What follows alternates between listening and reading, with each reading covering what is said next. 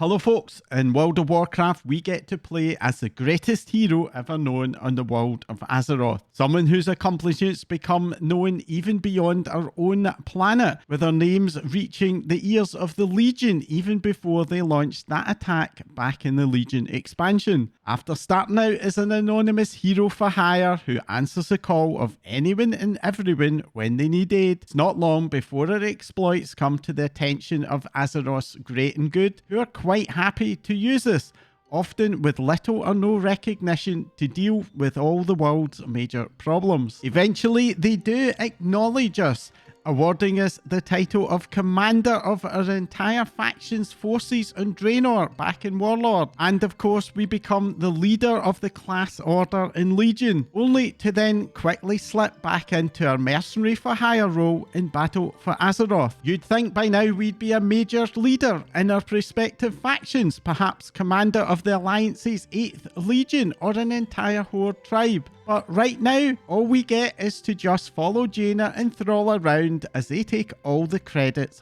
for our deeds. So why does the player character put up with it? Well, maybe it's because they've an awful lot of skeletons in their closet, and they'd much rather people didn't look too closely at what they've been getting up to. You see, the thing is, we're kind of not all that smart, and we've done some pretty idiotic things. So much so that many of our greatest victories were really just us cleaning up the latest huge mess that we just managed to create. So as it's that time of year when many of us are out there making April Fools of ourselves, or maybe others, here's my top 10 utterly idiotic things that the champions of Azeroth have done. At number 10, the Purging of Dalaran.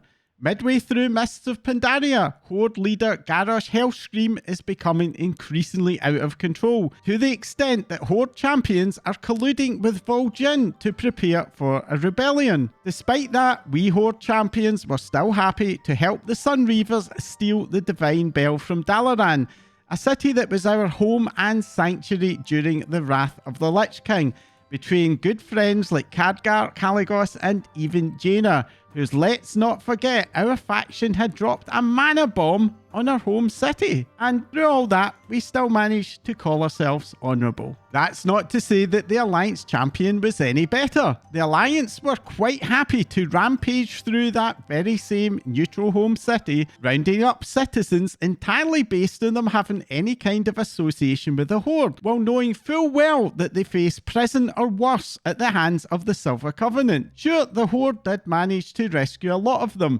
but let's be honest, that's only after we put them in that really bad situation in the first place. At number 9 is Kael'thas Sunstrider. All the way back in the Burning Crusade, after seeing the devastation that Kael'thas' efforts to siphon mana from the Mana Storm out in Outlanders reckon, we storm into Tempest Keep, where we defeat him.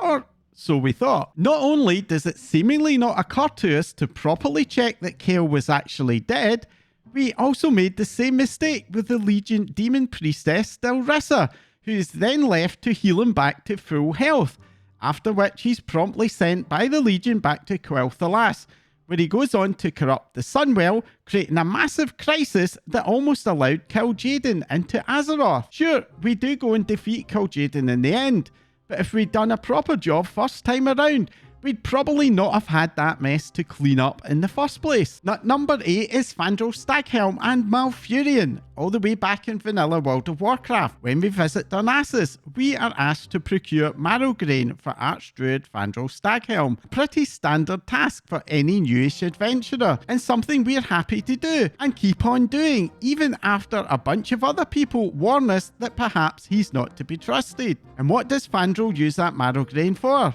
Well, it's to keep Malfurion trapped in the Emerald Nightmare.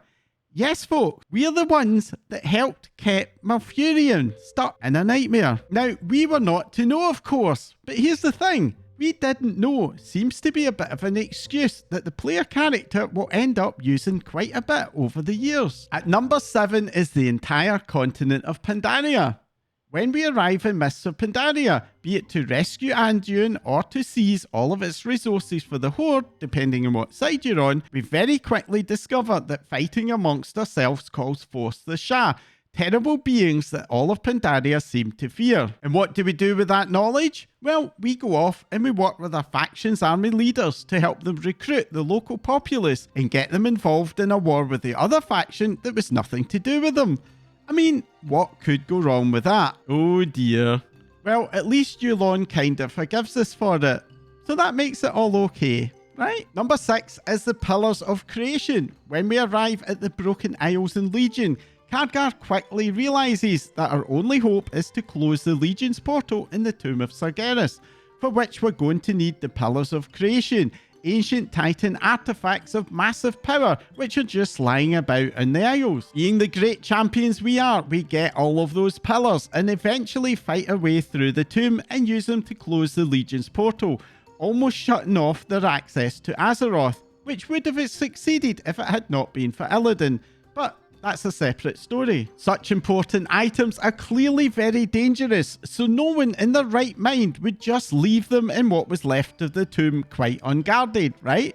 Right? So how did Azshara get her hands on one, the Tidestone of Gul'dan, the very one that we'd only obtained from Her Naga in the first place? I mean, obviously she would just give up trying to get the thing that we'd had to stop her getting in the first place, right? I mean, nothing bad's ever going to come out of just leaving it lying around. At number 5 is Xal'atath, everyone's favourite current baddie in World of Warcraft. The Shadow Priests among us first meet Xal'atath back in Legion, where we acquire the Black Blade of the Empire, a mysterious weapon that just happens to be semi-alive with a sardonic and malicious entity that clearly does not have our best interests at heart. Obviously, such an important and valuable artifact needs careful care, and the leader of the Priest Order Hall, being such a responsible role, is going to make sure that it's very well looked after, maybe entrusting it to the Kirin Tor after the Legion invasion is right. You did do that, Shadow Priest, didn't you? So remind me, how did the Black Blade of the Empire manage to fall back into the hands of the Naga? It's just as well that the Tortolans find it and hand it right back to us, isn't it? I mean, if they hadn't, then we'd never have given Xal'atath the opportunity to convince one of us to help her get a new body, and then go on to negotiate with N'Zoth to let her keep that body. Now, for sure, the good folks of Dalaran who lost their home at the start of the War Within are totally glad that we did allow a sinister, disembodied voice in a weapon called the Black Blade of the Empire to basically do whatever she said. I mean, there's no way we'd see bad things coming out of that. Number 4 is N'Zoth. Not only did we allow Xal'atath to convince us to help her escape from the blade, even before she calls us old friend and bids us farewell, she also manages to convince us to follow her to the Crucible of the Storm, where we are promptly attacked by 2 of the strongest old god minions we've ever seen. And why? Well, that was all so we could be tested by N'Zoth. After all, no one's going to be fooled into letting the blade lead both factions right out into the middle of the ocean where Queen Azshara can strike, are we? So why exactly do we then start fiddling with strange Titan consoles in the middle of a fight with her? I mean, that's clearly a good idea, isn't it? There's no way that draining all the power out of those consoles is going to let the old god that we already know was very active in trying to manipulate us to escape, was it? At number 3 is Garrosh Hellscream. We do seem to make it a bit of a habit of just letting the bad guys get away, don't we? As Mists of Pandaria went on, Garrosh was influenced by his consumption of the Heart of Y'Shaarj, clearly becoming ever more and more unhinged, to the extent that even the Horde champions were left with no alternative but to join the Darkspear Rebellion. No matter what faction you were on, it was very obvious that he had to be stopped, and if you were in any doubt of that, seeing what he was allowing his orcs to get up to with the goblins in Ograbat should have sealed the deal, especially given we'd already experienced what happens when we don't check our fallen enemies for a pulse. After all, let's just remember Kael. So there's no way we're just going to leave him alive to be locked up by Thrall, is there? Yes, that Thrall that appointed Garrosh and Jasta Gallywix into leadership positions in the Horde. Mr. I have good judgment when it comes to other people.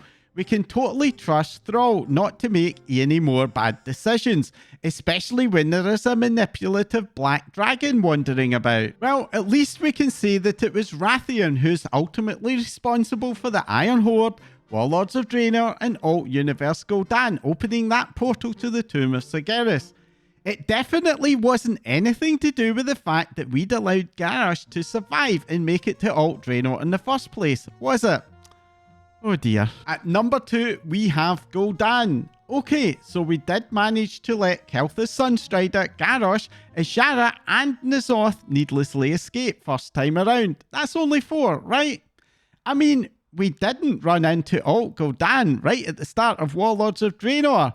Nor did Gul'dan warn us that there would be time for regrets later. Now, okay, we really did need to get that dark portal closed, but surely we could have closed it just as easily by taking Gul'dan and Alt Shogal out, entities who were known associates of the Legion. I mean, letting them escape. That was definitely the right thing to do, wasn't it? And at number 1 is Illidan Stormrage.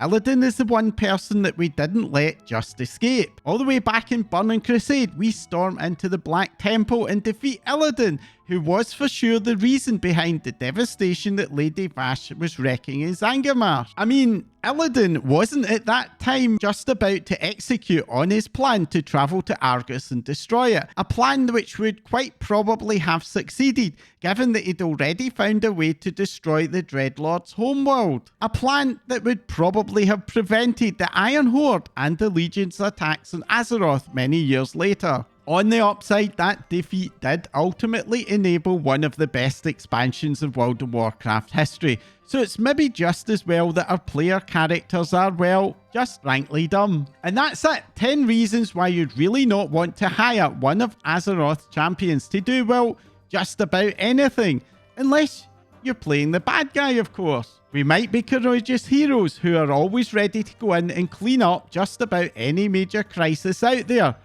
but in reality, it turns out that most of those crises were, if not caused by us, could have at least have been avoided if only we'd learned how to check a defeated enemy's pulse. Anyways, I hope that you have enjoyed this little look at how, well, accident-prone the champions of Azeroth can be.